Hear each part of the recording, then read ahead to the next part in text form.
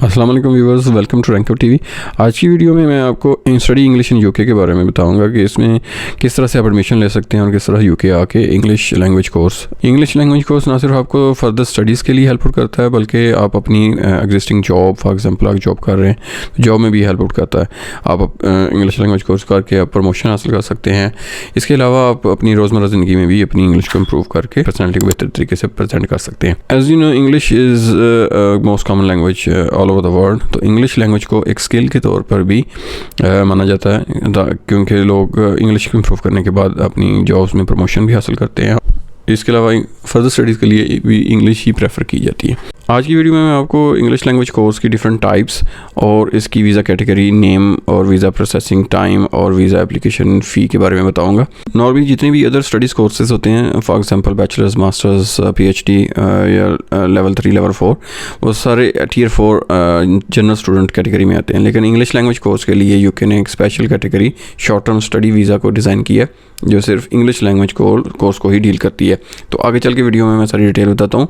तो आगे बढ़ने से पहले हमारे चैनल रैंकअप टीवी को सब्सक्राइब कर लें, बेल आइकन को प्रेस कर दें ताकि आगे आने वाली जितनी भी वीडियोस हैं आप तक इजीली पहुँचती। तो चलिए डिस्कस करते हैं इंग्लिश लैंग्वेज कोर्स को in detail. Best part of this course is के एडमिशन के लिए और इसके वीज़ा के लिए आपको IELTS की रिक्वायरमेंट नहीं। ज़्यादातर जो यूके की स्टडीज़ हैं उसमें IELTS रिक्वायर होता है जो कि यूनिवर्सिटी या कॉलेज की रिक्वायरमेंट होती है।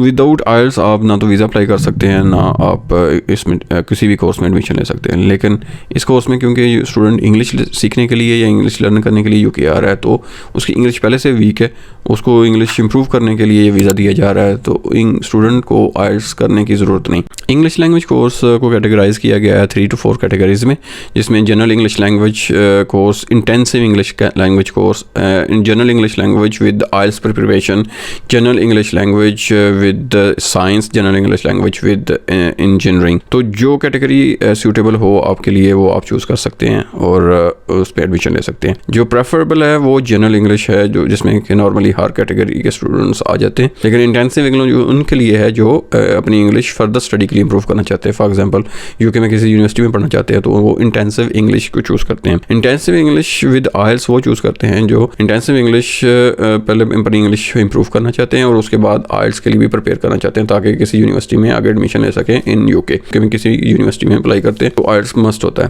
तो ये category intensive English with IELTS या general English with IELTS best है for those who want to continue their studies in UK. But जो लोग जस्ट अपनी इंग्लिश इंप्रूव करना चाहते हैं अपनी डेली रूटीन के लिए या अपनी जॉब इम्प्रूवमेंट के लिए तो वो जनरल इंग्लिश ही चूज़ करें। अगर बात करी जाए एडमिशन की तो इसमें हर लेवल के स्टूडेंट्स अप्लाई कर सकते हैं। फॉर एग्जांपल अगर इंटर लेवल के स्टूडेंट्स हों या इंटरमीडिएट लेवल के स्टूडेंट तो अपनी इंग्लिश इंप्रूव करने के लिए इसमें अप्लाई कर सकते हैं। नॉर्मली यूनिवर्सिटी स्टूडेंट भी अप्लाई करते हैं, लेकिन जो लोग अपनी जॉब पॉइंट ऑफ व्यू से या डेली रूटीन इंग्लिश को अप्रूव करना चाहते हैं तो उसके लिए कोई क्वालिफिकेशन रिक्वायरमेंट नहीं। लेकिन बेस्ट है कि अगर आप क्वालिफिकेशन बेस्ड ही अप्लाई करें और अगर आप क्वालिफिकेशन और एप्लीकेशन टाइम में गैप है तो आप अपना application gap with work experience भी कवर कर सकते हैं विद वर्क एक्सपीरियंस लेटर। और अगर आप बैचलर्स डिग्री के बाद अप्लाई करना चाहते हैं या मास्टर्स डिग्री को स्टार्ट करने के लिए अप्लाई करना चाहते हैं तो on the basis of previous qualification आप अप्लाई कर सकते हैं। जब आप एडमिशन के लिए अपने सारे डॉक्यूमेंट्स किसी भी कॉलेज को देते हैं जिसमें आपकी प्रीवियस क्वालिफिकेशन, पासपोर्ट,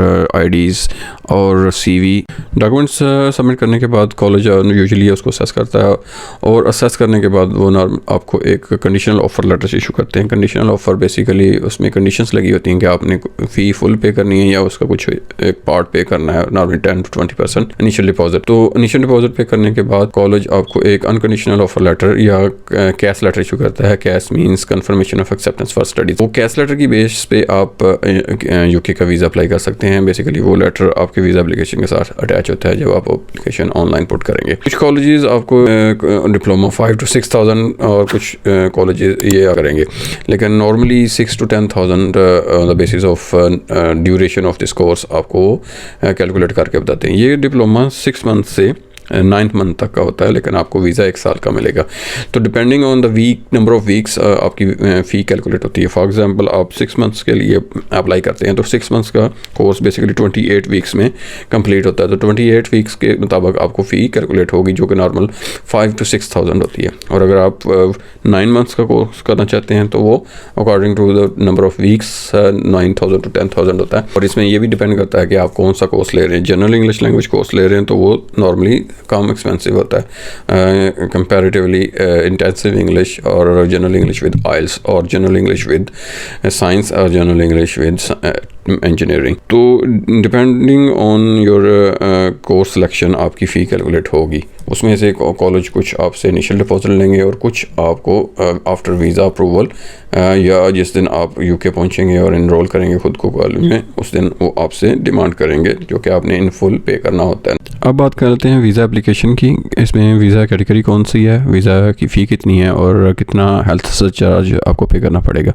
तो ये visa under short term study visa category आता है, जो कि आप नॉर्मली ऑनलाइन होम ऑफिस की वेबसाइट पे जाके फिल करते हैं। उधर ही आप वीज़ा फ़ी भी पे करते हैं, जो कि 200 होती है। और IHS इस कैटेगरी के लिए थोड़ा सा कम है, क्योंकि ये 6 मंथ्स to 9 मंथ्स कोर्स है।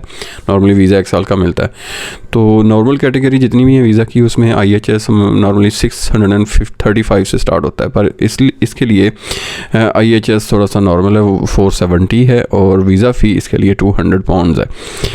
वीज़ा रिफ्यूज़ होने की केस में वीज़ा फ़ी नहीं मिलती, लेकिन IHS आपको रिफ़ंड होता है, वो रिफ़ंडेबल होता है किसी भी कैटेगरी में। तो वीज़ा एप्लीकेशन इसकी वेरी स्ट्रेट फॉरवर्ड ईजी है। जब आपको कैश लेटर कॉलेज की तरफ से मिलता है तो आप ऑनलाइन जाके इसकी वेबसाइट gov.uk पे आप सर्च करेंगे शॉर्ट टर्म स्टडी इंग्लिश इन UK, तो आपको उसका एक ही कैटेगरी है वो आपको सामने आएगी। तो आपने उसके लिंक पे क्लिक करना है ऑनलाइन एप्लीकेशन के और एप्लीकेशन स्टार्ट करनी। एप्लीकेशन स्टार्ट में आपको आपकी पर्सनल इन्फॉर्मेशन आपने पुट करनी है और उसके बाद कॉलेज की इन्फॉर्मेशन पुट करनी है, फिर कोर्स की इन्फॉर्मेशन और फिर course start date, end date और अपनी मेंटेनेंस फंड्स जो कि आप अपने साथ अपने अखराजात लेके जाएंगे वो पुट करने। तो लास्ट स्टेप होगा एप्लीकेशन का एप्लीकेशन फ़ी पे करने के बाद उसका हेल्थ चार्ज पे करने पड़ेंगे और फिर आपने बायोमेट्रिक्स अपॉइंटमेंट बुक करनी है। आप जिस कंट्री से भी अप्लाई कर रहे हैं वहाँ VFS ग्लोबल, यहाँ पे आपने अपने डॉक्यूमेंट सबमिट करने हैं, ओरिजिनल डॉक्यूमेंट्स और साथ में अपने फिंगरप्रिंट्स भी आपने करवाने। तो ये है एप्लीकेशन के रिलेटेड इन्फॉर्मेशन। एप्लीकेशन के बाद जो रिक्वायरमेंट होती है एप्लीकेशन के अंदर ही फिल करनी, वो होती है बैंक स्टेटमेंट के रिलेटेड, कि आपके पास सेविंग्स कितनी है और आप कितने पैसे अपने साथ लेके जा रहे हैं। ये एक बड़ा क्रिटिकल पॉइंट है जो कि वीज़ा ऑफिसर इसको देखता है कि आपको पास पैसे कहाँ से आए। तो नॉर्मली आप बैंक स्टेटमेंट अपने फादर की अटैच करते हैं या अपनी मदर की या अपनी अटैच करते हैं। तो इन केस आप फादर या मदर की अपनी बैंक स्टेटमेंट अटैच करते हैं तो उस केस में आपको एफिडेविट भी लिखवाना पड़ता है उनसे, कि जिसमें लिखा हो कि आपके फादर अपनी तरफ से उसमें लिखें कि ये मैं पैसे अपने बेटे को या बेटी को दे रहा हूँ जो कि UK जाके स्टडी करेंगे, तो ये मेरी सेविंग्स हैं। लेकिन अगर आप खुद से अपने अकाउंट्स में शो करवाते हैं तो उसकी भी आपको रीज़न देनी पड़ती है कि ये पैसे कहाँ से आए, सोर्स ऑफ इनकम। अगर आप एग्जिस्टिंग स्टूडेंट हैं तो स्टूडेंट की कहीं से कोई अर्निंग नहीं होती, तो वो ये मेंशन कर सकते हैं कि ये मुझे मेरे पेरेंट्स ने दिए। और अगर कोई जॉब होल्डर है, जॉब कर रहा है, तो वो ये मेंशन कर सकता है ये मेरी जो इनकम है वहाँ से ये मेरी सेविंग्स है। लेकिन इसमें फिर एक क्रिटिकल पॉइंट होता है कि जब वीज़ा ऑफिसर आपकी बैंक स्टेटमेंट देखता है तो वो ये लाजमी चेक करता है कि जो आपकी जॉब है वो उसमें कितनी सैलरी आती है और सैलरी मंथली आपके अकाउंट में ट्रांसफ़र हो रही है या नहीं हो रही, तो वो आपकी सेविंग्स उस पॉइंट ऑफ व्यू से भी देखता है। अदरवाइज़ वो लाजमी आपसे सोर्स ऑफ इनकम के बारे में पूछता है। जैसा कि मैंने पहले बताया कि आपको जब एडमिशन मिलेगा तो कॉलेज आपसे इनिशियल डिपॉजिट लेगा जो कि टोटल फ़ी का 10 to 20% होगा। तो आपकी बैंक स्टेटमेंट में जो रिमेनिंग फ़ी है, फॉर एग्जांपल आपने 6 मंथ कोर्स में एडमिशन लिया है तो उसकी फ़ी है 6,000, आपने इनिशियल डिपॉजिट 1,000 दे दिया, तो रिमेनिंग 5,000 आपके अकाउंट में होना चाहिए। प्लस आप अगर मैनचेस्टर में जा रहे हैं तो मैनचेस्टर का लिविंग कॉस्ट डिफरेंट है, और अगर आप लंदन में जा रहे हैं तो वो डिफरेंट है।